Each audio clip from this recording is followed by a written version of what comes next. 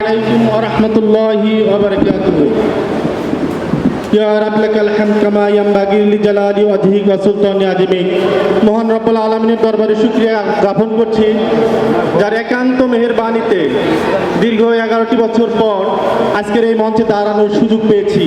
আজ থেকে 11 বছর পূর্বে এই মঞ্চে দাঁড়িয়েছিলাম সংবর্ধিত হওয়ার জন্য। আল্লাহ রাব্বুল আলামিন সুযোগ করেছেন 11টি বছর পর আজকে আপনাদের সামনে কথা বলার জন্য দাঁড়িয়েছি।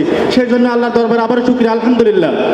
আল্লাহ রাসূল সাল্লাল্লাহু আলাইহি ওয়াসাল্লামের প্রতি দরুদ সাল্লাল্লাহু আলাইহি সাল্লাম। সম্মানিত উপস্থিতি, হাতে সময় খুবই কম, যার কারণে কথাগুলো স্পিডে বলতে হচ্ছে এবং বলতে হবে আর কি। আজকে তোমরা আমার সামনে যারা দাঁড়িয়েছো, আগামী দিনে তোমরাই হচ্ছে বাংলাদেশ। তোমরা যারা দাঁড়িয়ে আছো, যারা বসে আছো, তোমাদেরকে নিয়ে আমরা স্বপ্ন দেখি।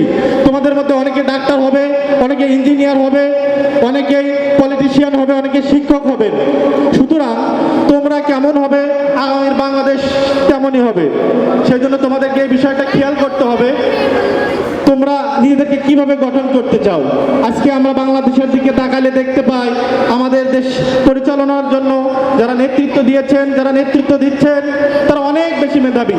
তারা বুয়েট থেকে পড়াশোনা করা, রাজশাহী ইউনিভার্সিটি থেকে পড়াশোনা করা, ঢাকা ইউনিভার্সিটি থেকে পড়াশোনা করা, কিন্তু তাদের মধ্যে যে গুণটি নেই সেটা হচ্ছে মূল্যবোধ, চরিত্র।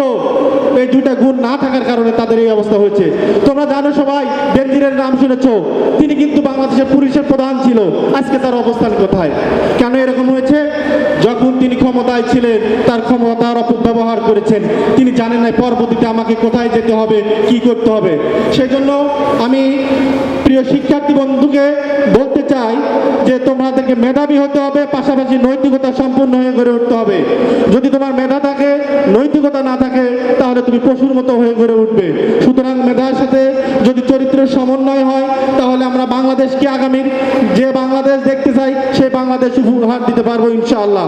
বৈষম্য বিরোধী ছাত্র আন্দোলন থেকে যে কথা উঠে এসেছে, উই ওয়ান্ট জাস্টিস, আমরা একটা জাস্টিস, ন্যায় বিচারপূর্ণ দেশ চাই। সেই ন্যায় ইনসাফপূর্ণ দেশ গঠনের জন্য আজকে যারা শিক্ষার্থী আছো, তোমাদেরকে এই ভূমিকা পালন করতে হবে। সেই জন্য তোমাদেরকে উদাত্ত আহ্বান জানাবো, তোমরা এই কাজ করে যাবে ইনশাআল্লাহ।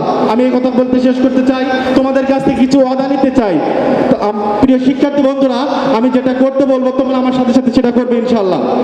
আমাদের এখানে সবাই আছি, সবাই আমাদের মুখে হাত দেবো। শিক্ষার্থী বন্ধু বলছি, আমরা আজকে বলতে চাই আমাদের এই মুখ দ্বারা খারাপ কোনো কথা বলবো না। পারবো তো? খারাপ কোনো কথা বলবো না, সিদ্ধান্ত নিতে পারবো? এরপর আমরা বলতে চাই, আমরা কানের দিকে হাত দেবো, আমরা খারাপ কিছু শুনবো না।